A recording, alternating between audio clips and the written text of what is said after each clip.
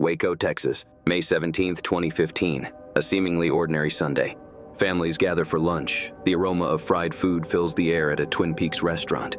But by nightfall, 9 men will be dead, all victims of police gunfire. And the narrative will be crafted before the blood even dries. Twin Peaks wasn't a random choice. Law enforcement was well aware that rival motorcycle clubs were set to meet there. Tensions were high and violence was a real possibility. Instead of intervening, they let it unfold. They were prepared.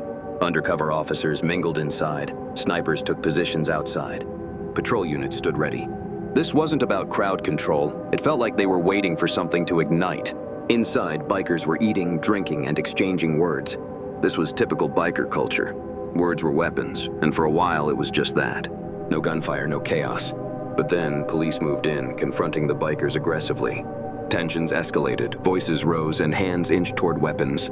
This was the moment where calm could have prevailed, but instead, it erupted. Gunfire rang out.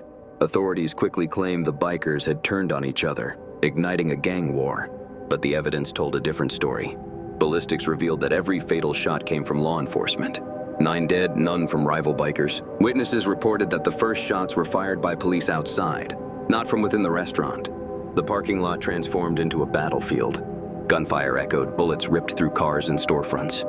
Police unleashed a torrent of firepower. This was no mere skirmish. It was a tactical assault.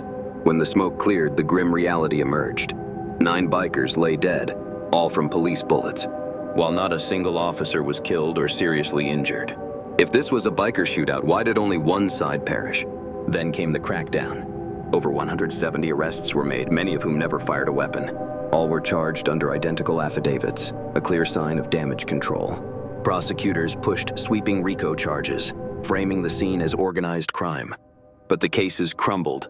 Evidence was scant, witnesses vanished, and crucial video footage was lost or sealed. Years passed. Charges were dropped, trials never materialized, and the RICO case faded away. Not due to proven innocence, but because the evidence couldn't withstand scrutiny. Yet no officer faced charges, no commander was questioned, and no planning decisions were scrutinized. 9 men were buried, and the system moved on. Questions lingered. Why were rival clubs allowed to gather? Why were police armed for lethal force before violence erupted? Why did snipers have clear shots before the first punch? And the most haunting question of all, if police were there to prevent bloodshed, why was bloodshed the only outcome? The term biker gang shootout became entrenched, absolving responsibility and turning the dead into villains. If it was chaos, no one was accountable. But if it was escalation, if it was provocation, then Waco wasn't just a tragedy. It was a failure by design.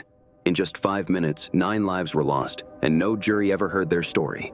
The question remains buried beneath layers of paperwork. Did law enforcement enter Twin Peaks to stop violence, or did they walk in expecting it? Because sometimes the first shot isn't fired by a club member. Sometimes it's fired by the badge,